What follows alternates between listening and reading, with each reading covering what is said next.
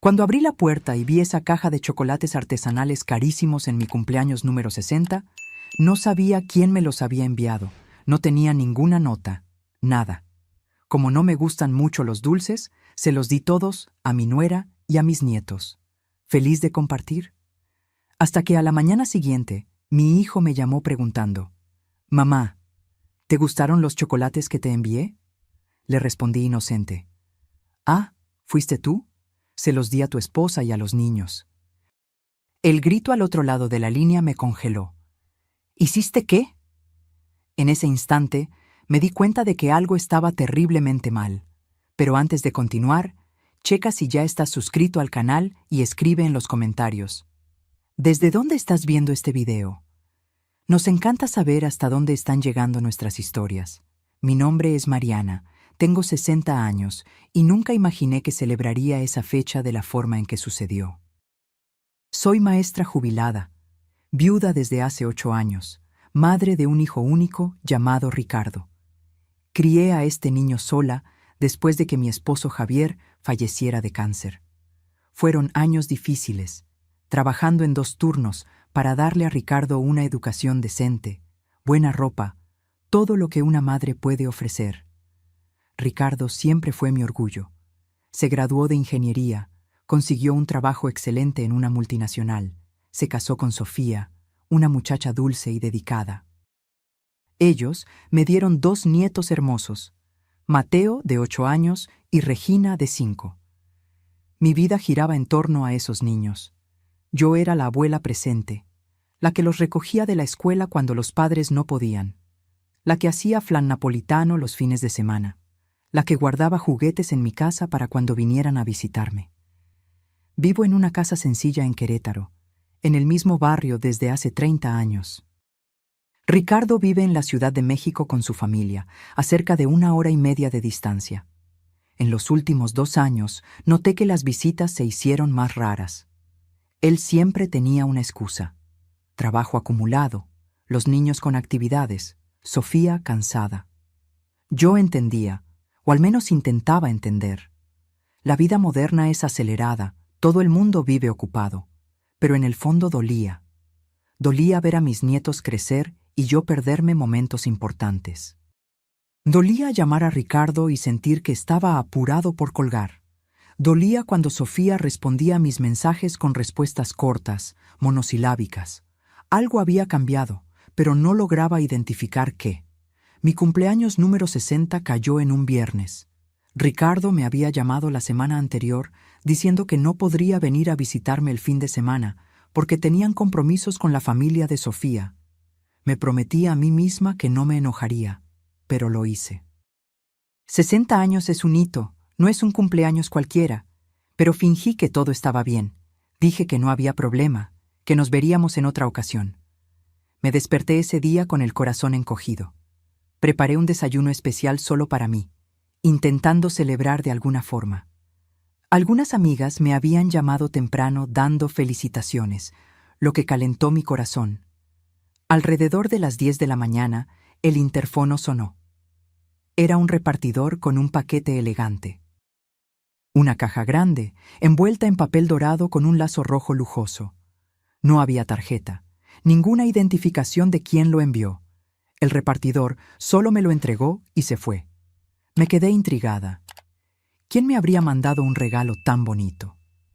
Abrí la caja con cuidado y lo que vi me dejó sin aliento. Chocolates artesanales, de esos que cuestan una fortuna. Cada bombón era una pequeña obra de arte. Había trufas cubiertas con oro comestible, chocolates rellenos con frutas exóticas, algunos con formas elaboradas de flores y corazones.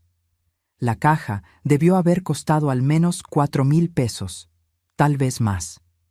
Busqué una tarjeta, alguna indicación de quién había enviado, pero no encontré nada. Pensé inmediatamente en Ricardo.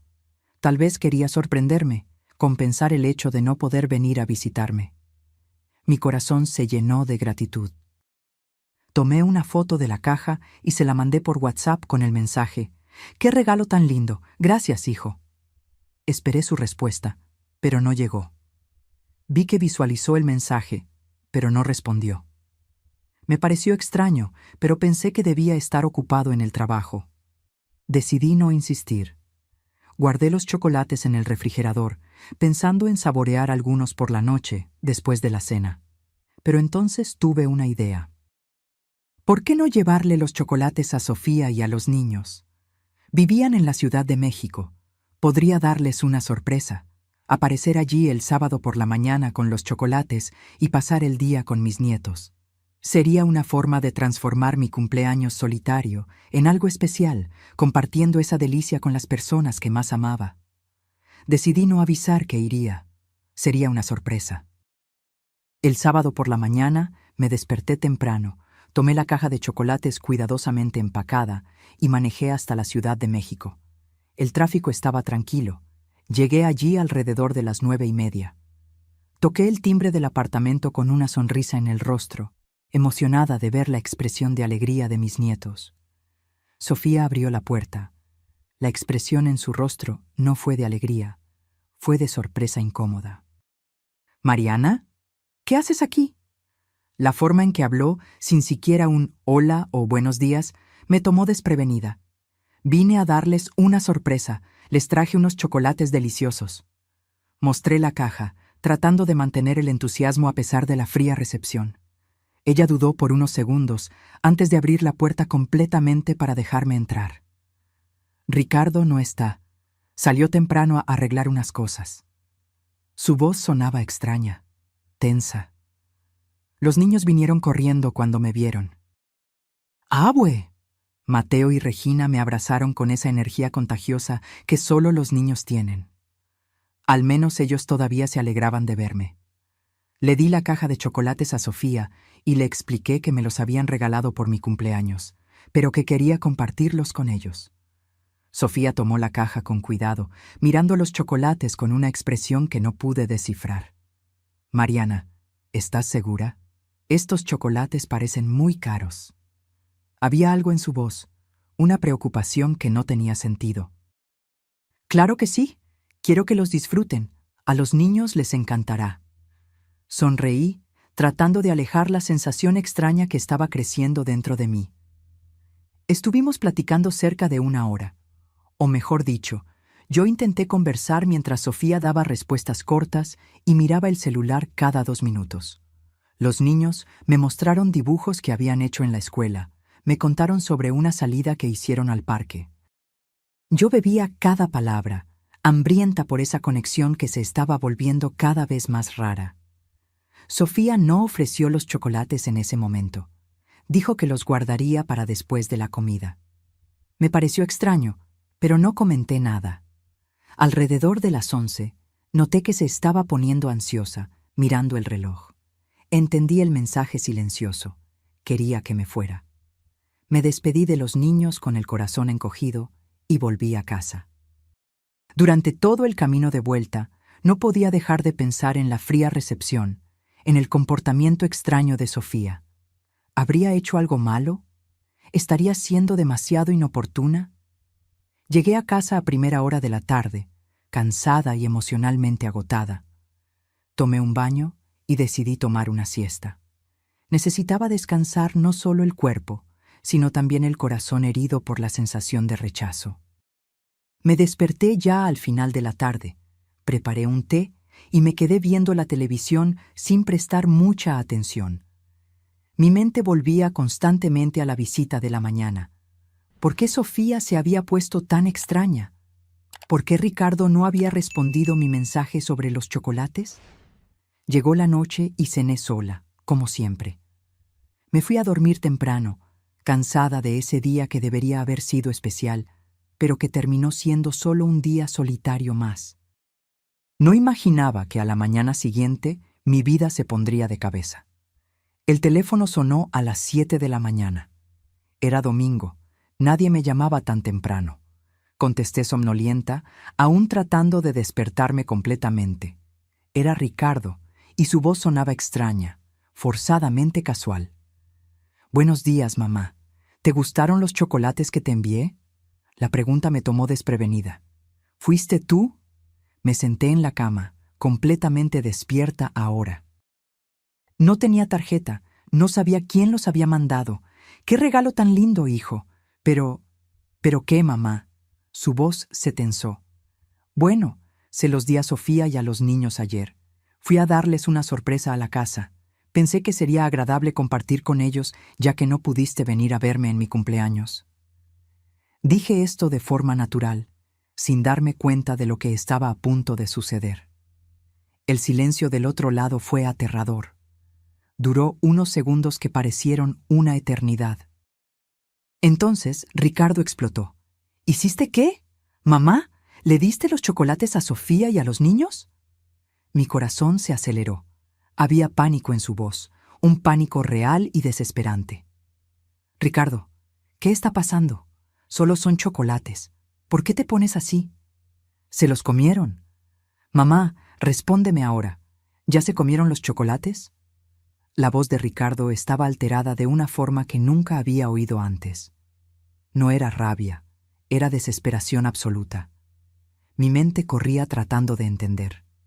No sé, hijo. Sofía los guardó en el refrigerador. Dijo que los comerían después de la comida de hoy. ¿Pero qué está pasando? ¡Me estás asustando! Oí una respiración pesada del otro lado.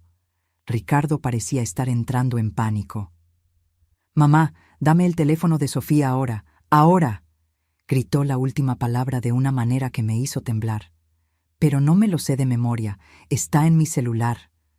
Empecé a decir, pero él me interrumpió. «Entonces cuelga y llámale ahora.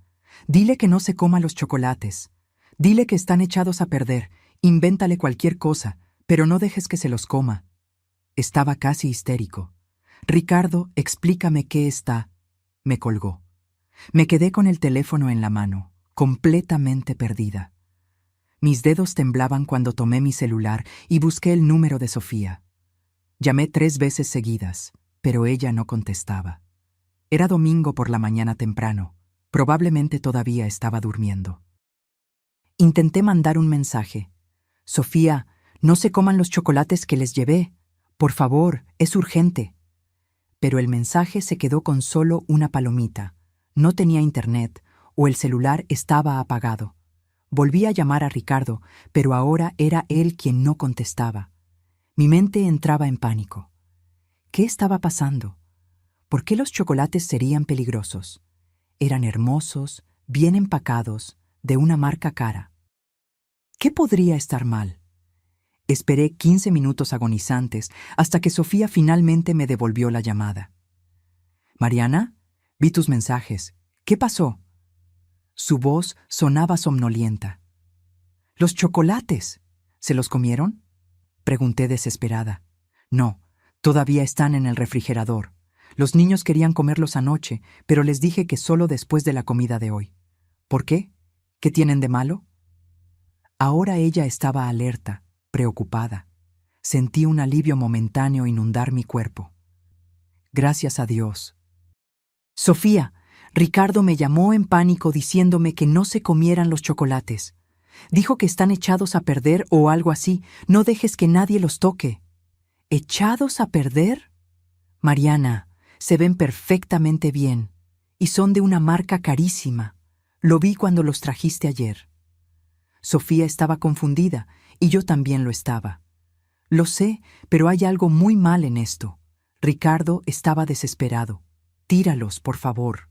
O mejor, guárdalos sin tocar hasta que él explique qué está pasando». Pocos minutos después, Ricardo me llamó de vuelta. Su voz estaba un poco más tranquila, pero aún tensa. «Mamá, ¿Sofía contestó?». «Sí, no se los comieron. Los chocolates todavía están en el refrigerador. Ricardo, por el amor de Dios, explícame qué está pasando». Mi voz salió más alta de lo que pretendía, mezclando miedo con frustración. Él respiró hondo al otro lado de la línea. «Mamá, yo no mandé esos chocolates». Sus palabras tardaron unos segundos en tener sentido en mi cerebro. «¿Cómo que no los mandaste?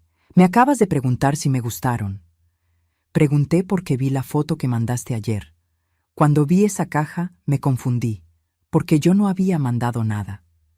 Pensé que tal vez sería de alguna amiga tuya, pero cuando no respondiste más, me preocupé.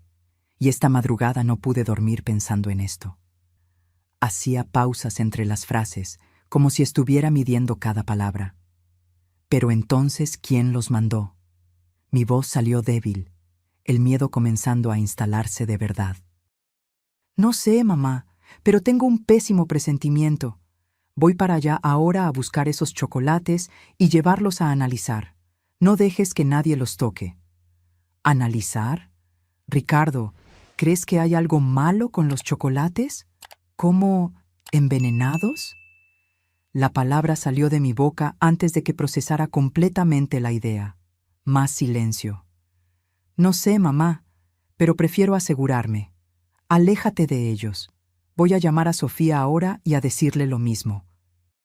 Colgó y me quedé parada en medio de la sala, tratando de procesar lo que estaba pasando. Alguien me había mandado una caja de chocolates carísimos de forma anónima, en mi cumpleaños número 60. Y ahora mi hijo estaba en pánico creyendo que podrían estar contaminados. ¿Quién haría algo así? ¿Quién querría hacerme daño? Soy una maestra jubilada, vivo una vida tranquila, no tengo enemigos. La idea era absurda, pero la desesperación en la voz de Ricardo era demasiado real para ignorarla. Me senté en el sofá y comencé a temblar.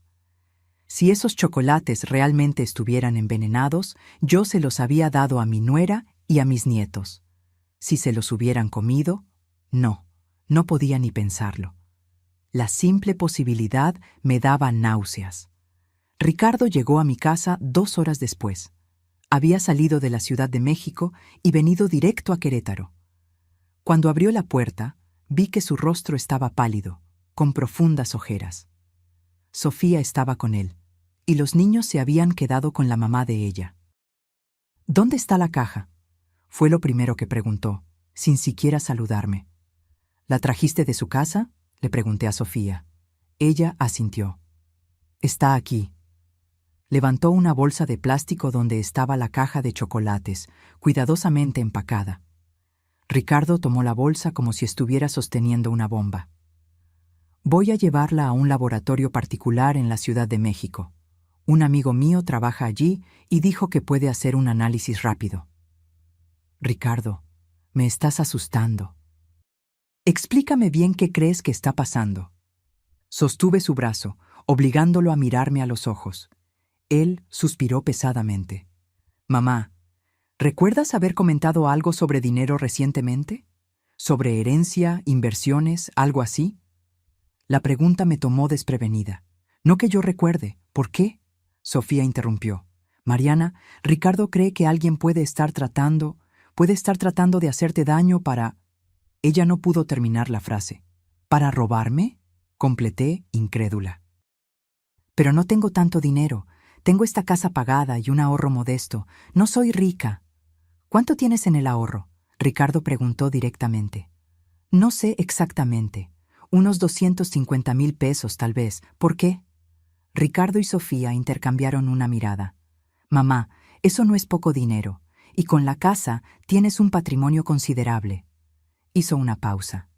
¿Quién es tu heredero? Tú, obvio. Eres mi único hijo. Respondí, pero entonces algo hizo clic en mi mente. Ricardo, ¿no estarás pensando que... No, mamá, claro que no. Él me interrumpió rápidamente. Pero alguien puede saber sobre tu situación financiera. Alguien que se beneficiaría de tu muerte. El mundo pareció girar a mi alrededor. Alguien quería matarme. Eso era lo que mi hijo estaba insinuando.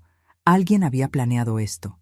Comprado chocolates caros, envenenado y enviado en mi cumpleaños. Y yo, inocentemente, se los había dado a mi nuera y a mis nietos. Los niños. Mi voz falló. Si se los hubieran comido. Sofía comenzó a llorar. No pienses en eso, Mariana. No se los comieron, todo está bien. Pero no estaba todo bien. Nada estaba bien. Me senté en el sofá porque mis piernas no me sostenían más. Ricardo se arrodilló frente a mí. Mamá, te prometo que vamos a descubrir quién hizo esto. Pero primero necesito confirmar si realmente hay algo malo con los chocolates. Puede ser paranoia mía. Puede ser que estén perfectamente normales. Pero tú no crees que lo estén, ¿verdad? Miré sus ojos y vi la verdad. No, mamá, no lo creo. Salió con Sofía justo después, llevando la caja de chocolates. Prometió llamarme tan pronto como tuviera los resultados. Me quedé sola en mi casa, con un silencio pesado y pensamientos aún más pesados. Pasé el resto del domingo en estado de shock. No podía hacer nada más que quedarme sentada mirando las paredes, la mente dando vueltas en círculos. ¿Quién me haría esto? Intenté hacer una lista mental de todas las personas que conocía, buscando a alguien que pudiera tener algún motivo. ¿Mis vecinos? Imposible. Doña Lupe de al lado es una señora de 75 años que apenas puede salir de casa. La pareja del otro lado son profesionales ocupados que apenas me saludan. No había animosidad allí, solo indiferencia educada. ¿Mis ex colegas de trabajo? Tampoco tenía sentido. Me jubilé hace 2 años en buenos términos con todo el mundo. No había disputas, peleas o resentimientos que yo supiera. ¿Familia? No tengo mucha. Mis padres ya fallecieron, soy hija única. Javier, mi difunto esposo, tenía un hermano que vive en Monterrey y con quien no tengo contacto desde hace años. Ricardo es mi único hijo. No había primos cercanos, tíos u otros parientes que pudieran estar interesados en mi dinero. Entonces, ¿quién? Llegó la noche y no había comido nada en todo el día. No sentía hambre, solo un vacío en el estómago que no era físico. Intenté dormir, pero era imposible. Me quedaba mirando el techo, imaginando escenarios cada vez más aterradores. ¿Y si los chocolates realmente estuvieran envenenados? ¿Y si me los hubiera comido, como era la intención de quien los envió? Habría muerto sola en esta casa, y probablemente habrían pensado que fue algo natural, un infarto tal vez. Mi cuerpo habría sido encontrado días después, cuando Ricardo finalmente decidiera visitarme o cuando los vecinos sintieran el olor. La imagen era tan horrible que me hizo levantar de la cama. Fui a la cocina, preparé un té de manzanilla y me senté a la mesa. Miré mi casa con otros ojos. Esta casa que era mi refugio, mi lugar seguro, de repente parecía vulnerable. Cualquier persona podría enviar algo por correo. Cualquier repartidor podría traer la muerte envuelta en papel bonito. El celular sonó de madrugada, asustándome. Era Ricardo. Mamá, conseguí un resultado preliminar. ¿Estás sentada? Mi corazón se disparó. Lo estoy, dime. Tiene arsénico en los chocolates, cantidad letal. Su voz estaba controlada, pero yo podía sentir la tensión detrás de cada palabra.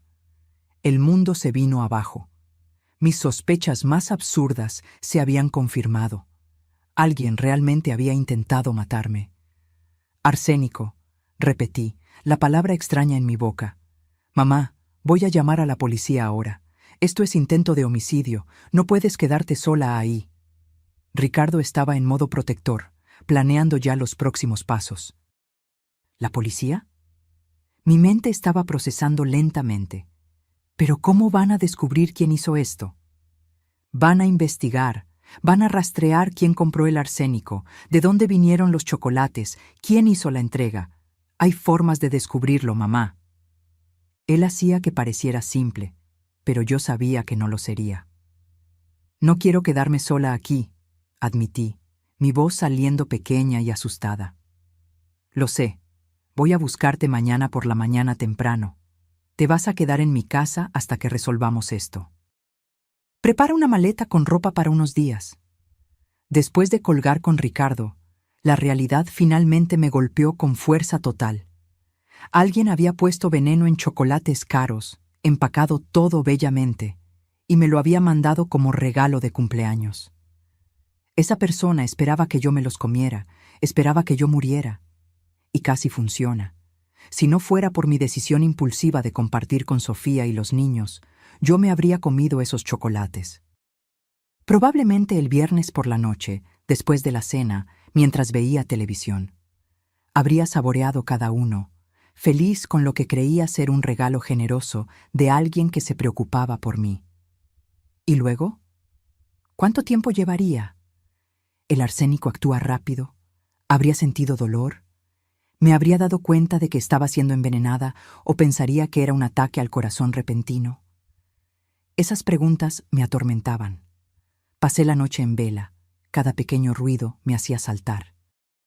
El viento golpeando la ventana sonaba como alguien tratando de entrar. El crujido normal de la casa parecía pasos sigilosos. Estaba paranoica, pero tenía motivos de sobra para estarlo. Ricardo llegó a las 7 de la mañana con Sofía. Habían dejado a los niños en la escuela y vinieron directo a buscarme. Yo ya estaba lista, con una maleta pequeña empacada. Miré mi casa antes de salir, preguntándome cuándo me sentiría segura aquí de nuevo.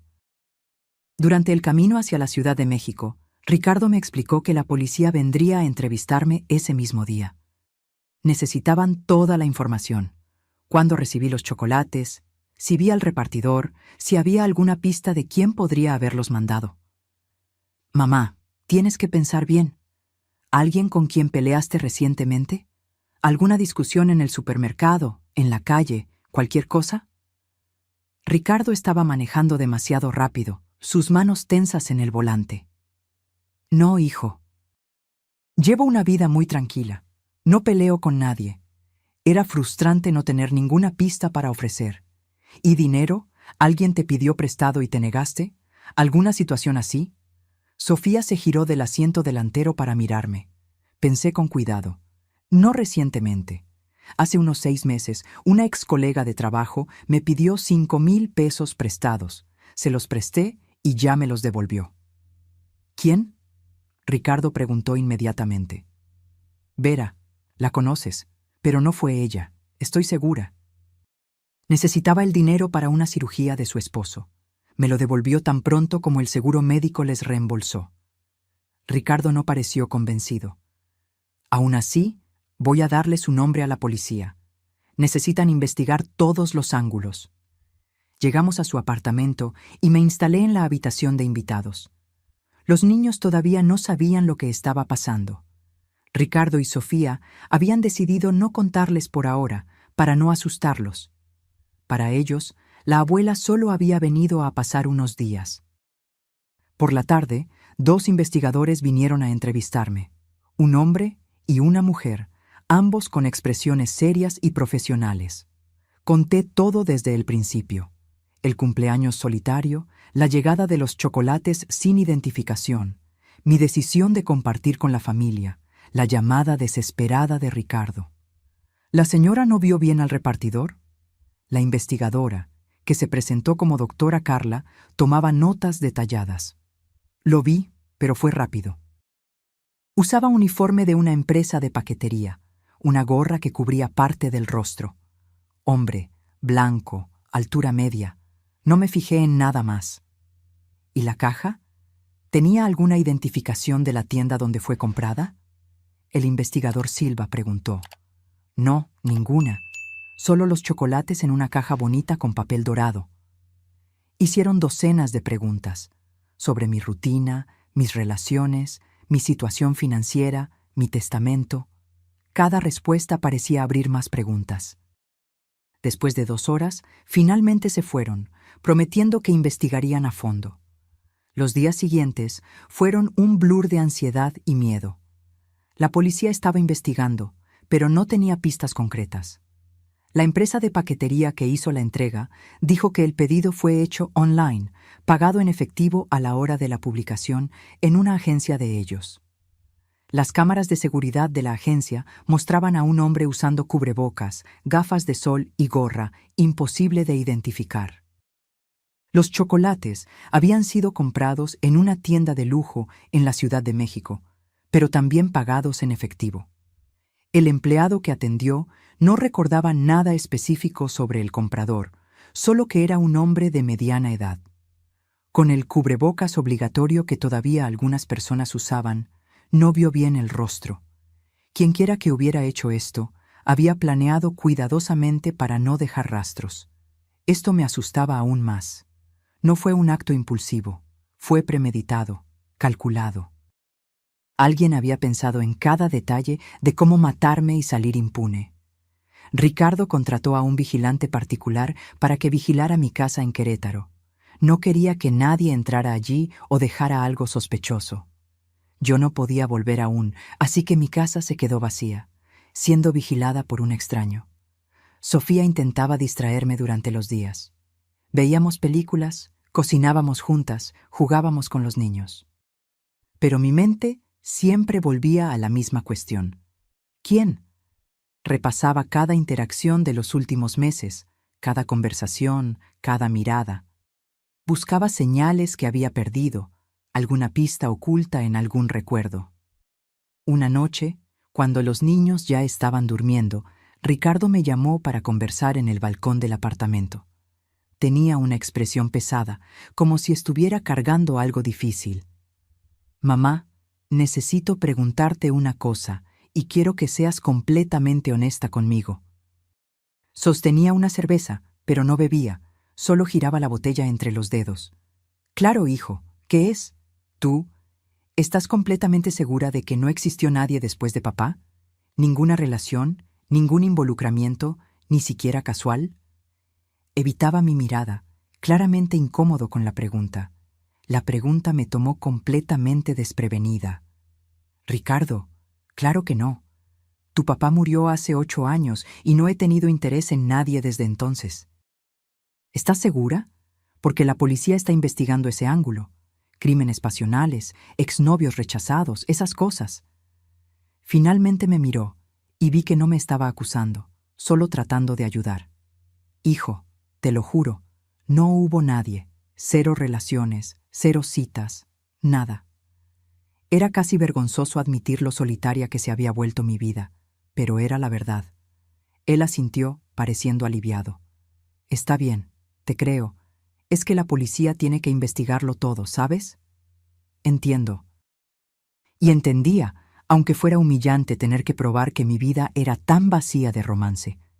Nos quedamos en silencio por unos momentos, mirando las luces de la ciudad. Ricardo, ¿puedo preguntarte algo? Claro. Tú y Sofía, ustedes se estaban alejando de mí antes de que esto sucediera. ¿Por qué? Tenía que preguntar, incluso con miedo de la respuesta. Ricardo suspiró pesadamente. Mamá, no nos estábamos alejando a propósito. Es que la vida se vuelve acelerada, ¿sabes? Trabajo, niños, cuentas que pagar. No se trata de ti.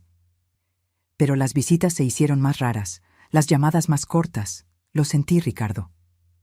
Mi voz salió más herida de lo que pretendía. Él miró hacia abajo. Lo sé, y lo siento. La verdad es que Sofía y yo estábamos pasando por algunos problemas en el matrimonio. Nada grave, pero esas discusiones sobre dinero, sobre división de tareas. Estábamos estresados y como que nos aislamos de todo el mundo, no solo de ti.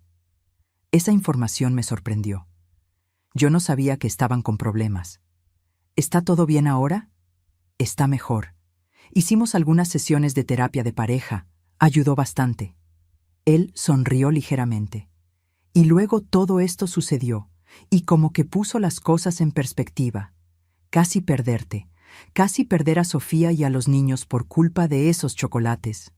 Nos hizo darnos cuenta de lo que realmente importa. Sostuve su mano. Me alegra que estén resolviendo las cosas, y lo siento si estaba siendo intrusiva o exigente de más. No, mamá, nunca lo fuiste. La culpa es mía por haberme alejado. Él apretó mi mano. Pero ahora será diferente, lo prometo. Una semana después de que yo estuviera viviendo con ellos, la policía finalmente tuvo una pista. La doctora Carla me llamó pidiendo ir a la delegación. Ricardo me acompañó, ambos ansiosos y nerviosos. Conseguimos rastrear la compra del arsénico. Comenzó tan pronto como nos sentamos en su oficina. Fue comprado online hace 3 semanas, de un sitio chino que vende productos químicos. La dirección de entrega fue un apartamento alquilado por temporada en la Ciudad de México. ¿Y quién alquiló el apartamento? Ricardo se inclinó hacia adelante. Un hombre usando documentos falsos, pero conseguimos las imágenes de las cámaras del edificio. Ella giró el monitor de la computadora hacia nosotros. Lo que vi me dejó sin aliento. Era una imagen granulada, pero se podía ver claramente. Un hombre de unos 45 años, cabello oscuro, usando lentes. Y yo lo conocía. «Es Jorge», susurré, mi voz apenas saliendo. «¿Quién?» Ricardo me miró, confundido. «Jorge Santos. Él fue novio de mi hermana». Las palabras salían con dificultad. ¿Cómo pude haberme olvidado de él? Ricardo se puso aún más confundido. «Mamá, tú no tienes hermana». «Tenía. Paula. Murió hace 12 años, de cáncer. Eras muy joven, tal vez no la recuerdes mucho». Mi mente estaba corriendo, conectando puntos que yo había enterrado hacía más de una década. Paula era 5 años más joven que yo. Éramos cercanas, pero tuvimos un desacuerdo serio poco antes de que se enfermara. Los recuerdos volvían en olas dolorosas, cosas que yo había intentado olvidar por años. La doctora Carla estaba atenta, tomando notas. «¿Qué tipo de desacuerdo?» Respiré hondo. Era difícil hablar de eso, especialmente enfrente de Ricardo, pero no tenía opción. Paula era novia de Jorge desde hacía unos 3 años. Parecía un tipo agradable, trabajaba como vendedor de inmuebles, pero entonces descubrí que él le estaba robando dinero, tomando su tarjeta de crédito sin permiso, haciendo compras, esas cosas. «¿Y qué pasó?», Ricardo preguntó, completamente enfocado ahora. Yo lo confronté. Le dije a Paula lo que estaba pasando. Ella no me creyó al principio, lo defendió. Peleamos fuerte. Ella dijo que yo estaba celosa, que no quería verla feliz. Las palabras salían con dificultad, cada una trayendo de vuelta el dolor de esa época. Pero eventualmente ella descubrió que era verdad. Terminó con él. Jorge se puso furioso, me culpó a mí por haber destruido la relación. Me llamó algunas veces haciendo amenazas, diciendo que yo me iba a arrepentir. Pero luego Paula se enfermó y me olvidé de todo eso. ¿Qué tipo de amenazas? La investigadora estaba totalmente enfocada ahora. Cosas vagas, que yo iba a pagar por haber destruido su vida, que él no lo iba a olvidar, que un día yo entendería lo que es perderlo todo. Yo había tomado las amenazas como rabia del momento, palabras dichas en el calor de la emoción. Nunca pensé que realmente fuera a hacer algo. ¿Y después de que su hermana falleció?, la doctora Carla preguntó. Apareció en el funeral. Fue extraño. Paula había terminado con él casi un año antes. No dijo nada, solo se quedó al fondo de la iglesia. Después de eso, nunca más lo vi o supe de él. Pero ahora me acordaba de su mirada ese día. Fría, calculadora, como si me estuviera evaluando. Ricardo estaba pálido. «Mamá, ¿por qué nunca me contaste sobre esas amenazas?» «Porque eras joven, estabas lidiando con la muerte de tu tía Paula. No quería preocuparte con más cosas». Y honestamente, pensé que lo había olvidado y seguido adelante. Pero ahora todo tenía sentido. Jorge había pasado años esperando, planeando, tal vez culpándome a mí por la muerte de Paula, de alguna forma distorsionada, o simplemente guardando rencor por yo haber expuesto sus mentiras. Y ahora, más de una década después, había decidido vengarse. ¿Pueden arrestarlo?, Ricardo preguntó a la investigadora. «Estamos rastreando dónde está ahora». Con esas imágenes y el vínculo con el arsénico, tenemos suficiente para una orden de arresto. Ella hizo más anotaciones. Pero necesito que la señora me cuente todo sobre Jorge. Dónde vivía, dónde trabajaba, cualquier cosa que recuerde. Pasé la siguiente hora recordando todo lo que sabía sobre Jorge Santos. No era mucho. Tenía unos 40 años en la época en que era novio de Paula, lo que significaba que ahora tendría más de 50. Trabajaba en una inmobiliaria, pero no recordaba cuál. Tenía un coche negro, un sedán. Vivía solo en un apartamento alquilado. ¿Tiene familia, hermanos, padres?, la investigadora preguntaba metódicamente. No sé. Paula nunca lo mencionó. Creo que no era cercano a su familia. Cada detalle que lograba recordar era anotado, evaluado. Cuando finalmente salimos de la delegación, Ricardo estaba visiblemente afectado. ¿Cómo es que no sabía esto? ¿Cómo escondiste que tenías una hermana y que un tipo te había amenazado? Ricardo, no lo escondí. Eras niño cuando Paula murió. Y las amenazas de Jorge parecían solo palabras vacías en ese momento. Me sentía culpable, aún sabiendo que había hecho lo que creía correcto en ese momento. Pero mamá, si lo hubiera sabido, podría haber estado más atento. Podríamos haber evitado esto. Estaba frustrado, buscando a alguien a quien culpar. Hijo, nadie podría prever que él esperaría 12 años para actuar. Eso es enfermizo. Y lo era. ¿Qué tipo de persona guarda rencor por tanto tiempo? ¿Qué tipo de mente planea un asesinato más de una década después? En los días siguientes, la policía intensificó la búsqueda de Jorge. Descubrieron que se había cambiado el nombre legalmente hace 5 años. Estaba usando Jorge Silva ahora. Trabajaba en una pequeña inmobiliaria en el interior de Querétaro. Vivía solo en una casa alquilada. Cuando finalmente fueron a arrestarlo, no opuso resistencia. Aparentemente estaba esperando. Cuando los policías entraron en su casa, encontraron un cuaderno lleno de anotaciones sobre mí. Mi rutina, mi casa, lugares que frecuentaba. Me había seguido durante meses, tal vez años, estudiando mis hábitos. También había impresiones de correos electrónicos y documentos financieros. Sabía exactamente cuánto dinero tenía. Sabía sobre mi testamento. Sabía que Ricardo era mi único heredero y tenía un plan elaborado no solo para matarme, sino para hacer que pareciera natural. Confesó. La doctora Carla me llamó 3 días después del arresto. Dijo que usted destruyó su vida cuando lo separó de Paula, que después de que ella murió, él no tenía nada más. Pasó años planeando cómo hacerla pagar. ¿Dijo por qué esperó tanto tiempo?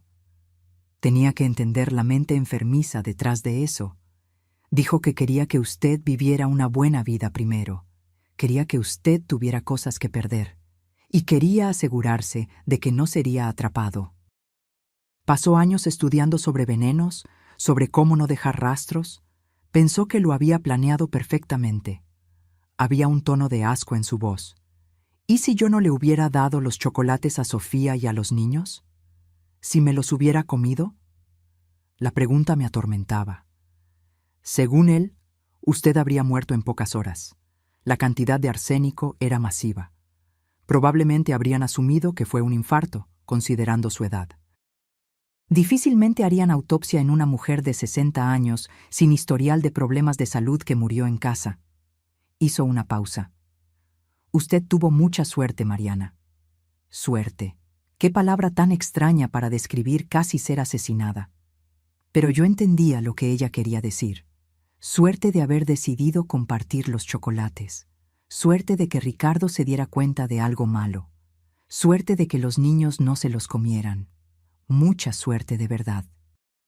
Jorge fue formalmente acusado de tentativa de homicidio calificado. El fiscal dijo que era uno de los casos más premeditados que había visto. Había evidencias de años de planificación, de obsesión. Jorge enfrentaría décadas de prisión. Finalmente pude volver a mi casa en Querétaro. Ricardo no quería que fuera, quería que me quedara viviendo con ellos. Pero yo necesitaba mi casa, mi espacio. No podía dejar que el miedo me quitara eso. Pero volví a una casa diferente. Instalé un sistema de seguridad completo, con cámaras y alarma.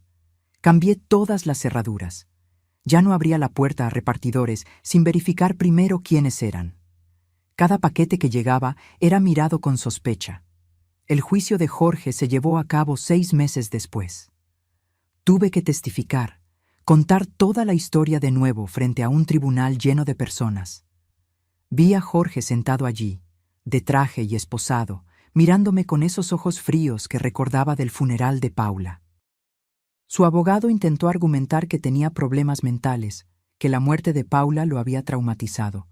Pero la fiscalía mostró todas las evidencias, la planificación meticulosa, los años de vigilancia, la compra cuidadosa de los materiales. No era locura, era venganza calculada. «Jorge Santos, ¿tiene algo que decir antes de la sentencia?», el juez preguntó. Él se levantó lentamente. Sus ojos se encontraron con los míos. Usted me quitó la única persona que amé. Yo solo quería que sintiera el mismo dolor. Sus palabras eran vacías para mí. Yo no te quité a Paula. Tú lo hiciste solo cuando le robaste, cuando mentiste, cuando elegiste tu interés propio sobre su bienestar. Hablé fuerte, aunque no fuera mi turno. El juez no me reprendió. Jorge no respondió. Solo se sentó, derrotado. La sentencia fue 22 años de prisión. Tendría casi 75 años cuando saliera, si es que vivía tanto tiempo. Parte de mí sintió una satisfacción sombría con eso. Otra parte solo sintió vacío. Volví a casa después del juicio e intenté retomar mi vida. Pero nada era como antes. Yo había cambiado fundamentalmente. La mujer ingenua que abría la puerta sonriendo a los repartidores había muerto. En su lugar estaba alguien más cautelosa, más desconfiada. Ricardo y Sofía comenzaron a visitarme toda la semana. Los niños venían a pasar fines de semana conmigo. Era como si casi perderme hubiera hecho que todos valoraran más el tiempo que teníamos. Y yo estaba agradecida por eso, aunque hubiera venido de una tragedia. Comencé a hacer terapia. La terapeuta, doctora Marcia, me ayudó a procesar el trauma. No era solo sobre casi haber sido asesinada, sino sobre la ruptura de la confianza fundamental. Yo había vivido creyendo que estaba segura, que nadie me quería hacer daño. Descubrir lo contrario había sacudido mi visión del mundo. Es normal tener esos sentimientos, la doctora Marcia me dijo en una sesión. Usted pasó por un evento traumático. Va a tomar tiempo volver a sentirse segura. Pero quiero sentirme segura ahora, respondí frustrada. No quiero tener miedo de abrir la puerta, no quiero tener que verificar cada paquete que llega, no quiero vivir así. Y no va a vivir así para siempre, pero necesita darse tiempo. 3 meses no es nada después de casi ser asesinada. Ella siempre era directa, lo que yo apreciaba. Lentamente, muy lentamente, comencé a curarme. Volví a hacer compras sin mirar por encima del hombro a cada minuto. Comencé a contestar el interfono sin pánico. Abrí la puerta al cartero sin imaginar que estaba trayendo algo que me mataría. Pero algunos cambios eran permanentes. Nunca más acepté regalos anónimos. Nunca más abrí paquetes sin cuestionar de dónde venían. ¿Y los chocolates? Bueno, los chocolates obtuvieron una connotación completamente diferente. Ya no podía comerlos sin recordar. Un año después del incidente, Ricardo organizó una fiesta para mi cumpleaños número 61. Fue en mi casa, con él, Sofía, los niños, algunos amigos cercanos. Era pequeña, íntima, exactamente como yo quería. Mamá, quiero hacer un brindis. Ricardo se levantó, sosteniendo una copa. Hace un año casi te perdemos de la forma más horrible. Pero sobreviviste. No solo sobreviviste, sino que te hiciste más fuerte. Eres la mujer más valiente que conozco. Todos brindaron. Yo sonreí, con los ojos llenos de lágrimas. Era verdad, había sobrevivido y me había hecho más fuerte, pero también había perdido algo, esa inocencia, esa capacidad de confiar plenamente. Gracias, hijo, y gracias a todos por estar aquí. Ustedes son mi verdadera familia. Miré alrededor de la sala, a las personas que realmente se preocupaban por mí. Después de que todos se fueron y yo estaba sola limpiando la casa, encontré una tarjeta que Sofía había dejado discretamente. Dentro estaba escrito: Mariana, nos enseñaste que la fuerza no es nunca caer, sino siempre levantarse. Gracias por ser nuestro ejemplo. Guardé la tarjeta cuidadosamente. Era ese tipo de cosa lo que hacía que todo valiera la pena. No el dinero, no los bienes materiales, sino las conexiones reales con personas que realmente importaban.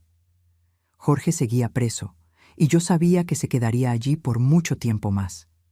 Ocasionalmente me encontraba pensando en él, preguntándome si sentía remordimiento. Si entendía que había desperdiciado años de su propia vida en un odio vacío. Pero entonces me acordaba de su mirada en el tribunal, fría y sin arrepentimiento, y sabía la respuesta. Comencé a hacer trabajo voluntario en un centro de apoyo a víctimas de crímenes violentos. Quería usar mi experiencia para ayudar a otras personas que estaban pasando por el trauma que yo pasé. Descubrí que hablar sobre lo que me sucedió, ayudar a otros a procesar sus propios traumas, era terapéutico. Una mujer llamada Rita estaba en el grupo. Había sido agredida por su exmarido, que casi la mata. ¿Cómo lograste confiar en la gente de nuevo?, me preguntó en una de las sesiones. Todavía estoy aprendiendo, respondí honestamente. Pero me di cuenta de que no puedo dejar que una persona mala destruya mi capacidad de ver el bien en las otras. Jorge estaba enfermo, obsesivo, pero la mayoría de la gente no es así. La mayoría es buena. ¿Pero cómo sabes la diferencia?, Rita insistió. Pensé cuidadosamente antes de responder. Creo que no lo sabemos siempre, pero no podemos vivir con miedo de todo el mundo. Tenemos que encontrar un equilibrio entre ser cautelosa y ser abierta, entre proteger nuestros corazones y permitir que sientan. Era una lección que yo misma todavía estaba aprendiendo, pero estar allí, con ese grupo de personas que habían pasado por horrores diferentes, pero compartían la lucha por seguir adelante, me hacía sentir menos sola. 2 años después del incidente de los chocolates envenenados, mi vida había encontrado un nuevo normal. No era la misma de antes, nunca lo sería. Pero era una vida buena, tal vez incluso mejor en algunos aspectos. Yo valoraba más las cosas pequeñas. Una llamada de Ricardo, una tarde con mis nietos, un atardecer bonito. Ricardo y Sofía tuvieron un tercer hijo, una niña que llamaron Paula, en honor a mi hermana. Cuando me lo contaron, lloré. Era una forma de mantener viva su memoria, de transformar algo que había sido manchado por la tragedia de Jorge en algo bonito de nuevo. Queremos que sepa quién fue su tía Paula, Sofía me dijo cuando me mostró a la pequeña Paula por primera vez. La de verdad, no la versión distorsionada que Jorge tenía en la cabeza. Sostuve a mi nieta en los brazos y conté historias sobre mi hermana, sobre lo graciosa que era, generosa, soñadora, sobre cómo amaba el arte y siempre quiso viajar por el mundo, sobre lo cercanas que éramos hasta aquella pelea por culpa de Jorge. Era catártico hablar sobre Paula, mantener viva su memoria de forma saludable. En ese mismo año recibí una carta. Era de Jorge, de la prisión. Mi primera reacción fue romperla sin leer.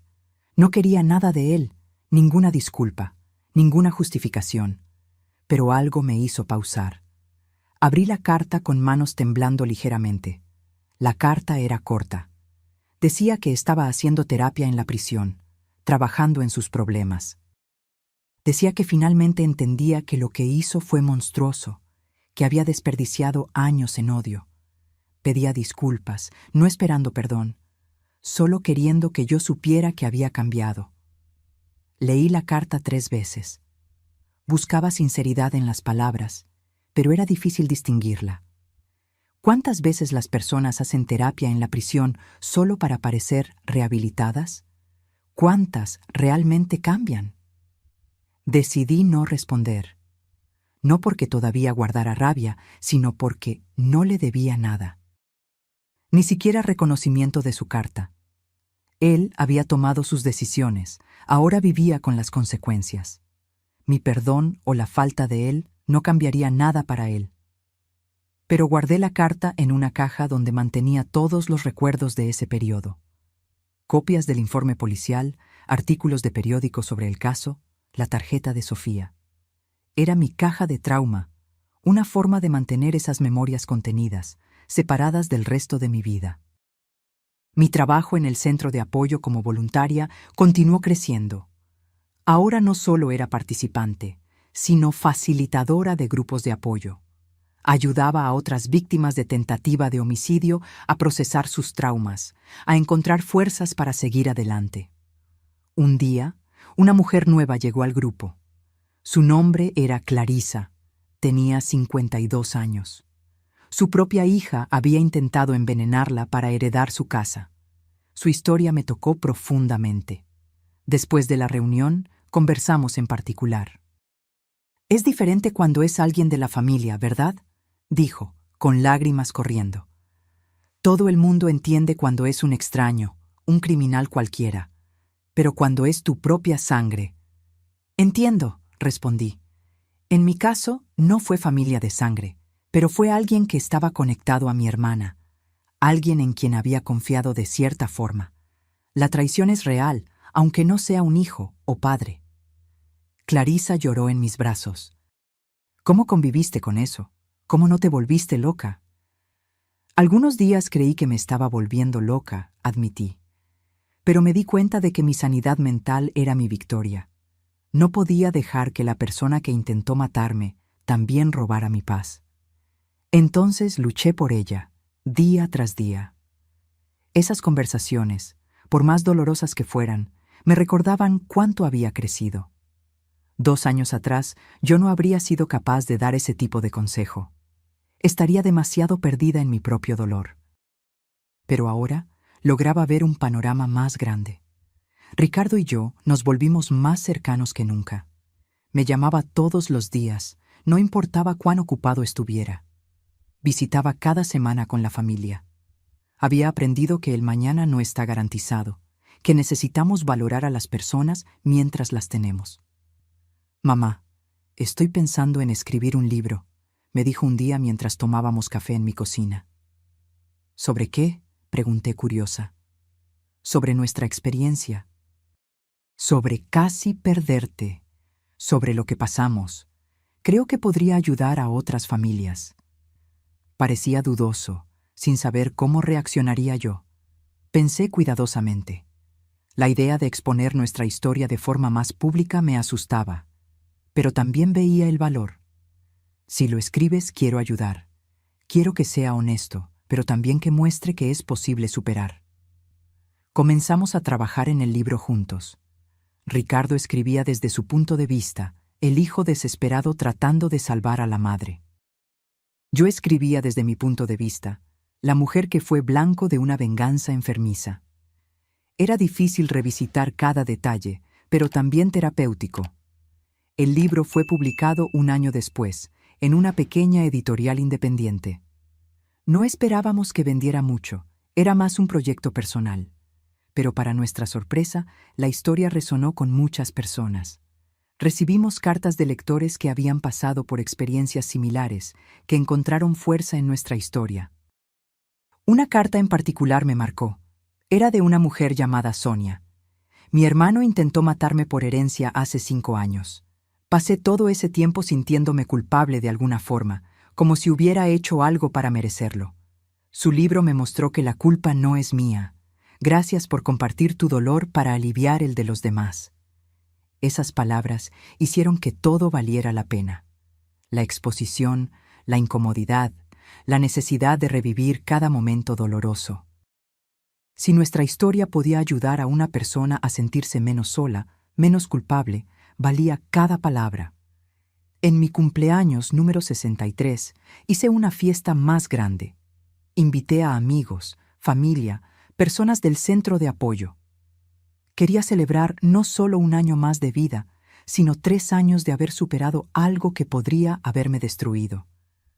Un brindis yo misma hice esta vez, sosteniendo una copa. A la supervivencia. No solo física, sino emocional. A la fuerza que no sabemos que tenemos hasta que la necesitamos. Y a las personas que nos sostienen cuando no podemos mantenernos de pie solos. Todos brindaron, el sonido de las copas resonando por la sala.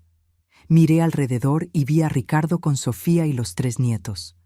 Vi a mis amigas del centro de apoyo. Vi a vecinos que se habían convertido en amigos cercanos. Vi a la doctora Marcia, mi terapeuta, que había venido como invitada y amiga, no como profesional. Esa era mi familia. No toda de sangre, pero toda de elección. Personas que habían estado conmigo en los momentos más oscuros y seguían aquí en los momentos de luz. Por la noche, cuando todos se fueron y yo estaba sola, me senté en el balcón con una taza de té.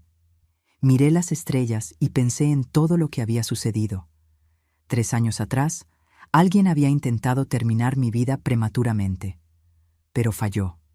Y de esa falla, yo había construido algo más fuerte de lo que tenía antes. No era la misma Mariana de 3 años atrás. Aquella mujer había muerto en el momento en que descubrió lo del arsénico. Pero en su lugar nació alguien más sabia, más fuerte, más consciente de la fragilidad y del valor de la vida. Hoy, 5 años después de aquel cumpleaños que cambió todo, puedo decir que finalmente encontré paz. Jorge sigue preso, cumpliendo su sentencia. Oí decir que se convirtió en un prisionero modelo. Ayuda en programas de rehabilitación para otros detenidos. Parte de mí espera que sea genuino, que realmente haya cambiado. Pero aunque lo haya hecho, no cambia lo que él hizo. El trauma nunca desaparece completamente. Todavía hay momentos en que recibo un paquete y siento ese nudo en el pecho. Todavía hay noches en que me despierto de pesadillas donde estoy comiendo esos chocolates y sintiendo el veneno quemar por dentro. Pero esos momentos se volvieron más raros, más espaciados. La terapia me enseñó que sanar no significa olvidar. Significa aprender a llevar las cicatrices sin dejar que definan quién eres. Yo tengo cicatrices, profundas y permanentes, pero también tengo fuerza, resiliencia, sabiduría que solo viene de haber enfrentado lo peor y sobrevivido. El libro que Ricardo y yo escribimos tuvo una segunda edición. Una editorial más grande se interesó y decidió reeditarlo con más distribución. Comenzamos a recibir invitaciones para conferencias, para contar nuestra historia en eventos sobre seguridad, sobre salud mental, sobre superación de traumas. Al principio dudé. Exponerme de esa forma, hablar públicamente sobre el peor momento de mi vida, parecía aterrador. Pero cuando acepté la primera invitación y vi la reacción del público, entendí el poder de la vulnerabilidad. Después de la conferencia, una fila de personas vino a agradecerme, a compartir sus propias historias, a decir que se sentían menos solas. Mis nietos crecieron. Mateo ahora tiene 13 años, Regina 10, y la pequeña Paula 5. Saben lo que pasó, en una versión apropiada para sus edades. Saben que la abuela pasó por algo aterrador, pero que está bien ahora.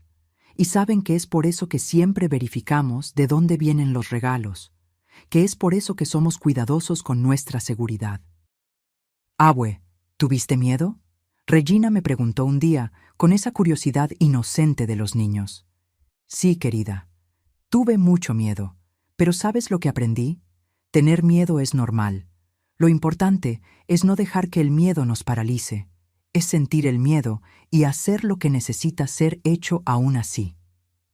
Ella asintió, procesando la respuesta con seriedad. Ricardo floreció como padre. Los problemas en el matrimonio que mencionó años atrás habían sido completamente resueltos. Él y Sofía eran un equipo sólido, criando a sus hijos con amor y límites saludables. Y él nunca más dejó que el trabajo se apoderara completamente de su vida. Aprendió a equilibrar, a priorizar lo que realmente importaba. En cuanto a mí, descubrí hobbies que nunca imaginé tener. Comencé a tomar clases de pintura.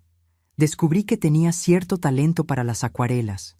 Comencé a viajar más, visitando lugares que siempre quise conocer, pero nunca tuve valor.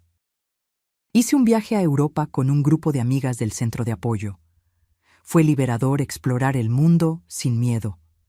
También comencé a salir con alguien de nuevo, algo que nunca pensé que haría después de Javier. Su nombre es Carlos, es viudo, tiene 68 años. Nos conocimos en una conferencia que di sobre superación de trauma. Había perdido a su esposa en un accidente de coche y estaba tratando de reconstruir su vida. No fue amor a primera vista. Fue algo más gradual, más consciente. Dos sobrevivientes encontrando consuelo el uno en el otro. Él entiende mis momentos de ansiedad, mis detonantes. Yo entiendo su dolor de pérdida. Juntos construimos algo nuevo, sin prisa, sin presión. Ricardo aprobó a Carlos, lo que fue importante para mí. Mamá, mereces ser feliz, y él parece hacerte feliz. Fue su bendición, simple pero sincera. El centro de apoyo donde trabajo como voluntaria creció significativamente. Ahora tenemos una sede propia, varios grupos de apoyo, un programa de asesoramiento. Ayudamos a cientos de personas por año a procesar sus traumas y a encontrar fuerzas para seguir adelante. Mi historia se convirtió en una de las usadas en materiales educativos del centro. La mujer de los chocolates envenenados, como algunos la llaman. No me gusta el título sensacionalista, pero entiendo que llama la atención sobre las cuestiones importantes: vigilancia, señales de comportamiento obsesivo, la importancia de denunciar amenazas. Hice las paces con la memoria de Paula. Por años, cargué culpa por la pelea que tuvimos, preguntándome si podría haber manejado diferente la situación de Jorge. Pero la terapia me ayudó a entender que hice lo mejor que pude con la información que tenía. Exponer la verdad sobre Jorge fue proteger a Paula, aunque ella no lo hubiera visto así en el momento. Visito su tumba regularmente ahora, algo que había dejado de hacer después de que murió. Llevo flores, le cuento sobre mi vida, sobre cómo transformé la tragedia que su antiguo novio intentó crear en algo positivo. Siento que ella estaría orgullosa. Mi casa en Querétaro todavía es mi refugio, pero ahora es también un lugar de alegría. Los fines de semana se llena de risas de nietos, conversaciones con amigos, cenas con Carlos. Las paredes que presenciaron mi miedo ahora presencian mi recuperación.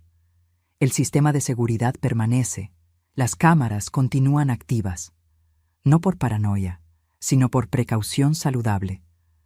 Aprendí que ser cauteloso no es lo mismo que vivir con miedo. Es simplemente ser inteligente, aprender de la experiencia. Cuando miro hacia atrás, a aquella Mariana de 60 años que abrió la puerta para recibir chocolates envenenados, siento una mezcla de compasión y admiración. Compasión por la inocencia que estaba a punto de perder. Admiración por la fuerza que descubriría tener. Si pudiera hablar con aquella Mariana, ¿qué le diría? Le diría que va a pasar por la cosa más aterradora de su vida, que va a cuestionarlo todo, que se va a sentir frágil y perdida. Pero también le diría que va a sobrevivir. Más que eso, va a prosperar. Va a encontrar una fuerza que no sabía que tenía. Va a construir una vida más rica, más intencional, más conectada. La tentativa de asesinato podría haber sido mi fin. Jorge planeó para que lo fuera. Pero se convirtió en mi comienzo. El comienzo de una vida vivida con más conciencia, más gratitud, más propósito. No agradezco por lo que pasó. Nunca lo haré. Pero agradezco por lo que me convertí en respuesta a lo que pasó. Agradezco por las personas que gané, por las lecciones que aprendí, por la perspectiva que desarrollé. Hoy, a los 65 años, puedo decir que soy genuinamente feliz. No a pesar de lo que pasé, sino en parte por eso. El trauma me rompió, pero me reconstruí de una forma más verdadera, más auténtica. Y si hay un mensaje que quiero dejar para cualquier persona que esté pasando por algo similar, es este: vas a sobrevivir. Va a parecer imposible algunas veces. Va a haber días en que querrás rendirte. Pero no te rindas. Del otro lado de ese valle oscuro hay luz, hay vida, hay alegría. Jorge intentó envenenarme con arsénico disfrazado de regalo, pero yo transformé ese veneno en medicina, en fuerza, en sabiduría, en compasión por otros que sufren, y esa es mi mayor victoria. La vida continúa, y ahora finalmente no solo estoy sobreviviendo, estoy viviendo. Ahora, si te gustó esta historia, haz clic en suscribirse y dime en los comentarios qué parte te dejó con la boca abierta. Y no olvides hacerte miembro para tener acceso a videos exclusivos que no subo aquí. Te espero allí.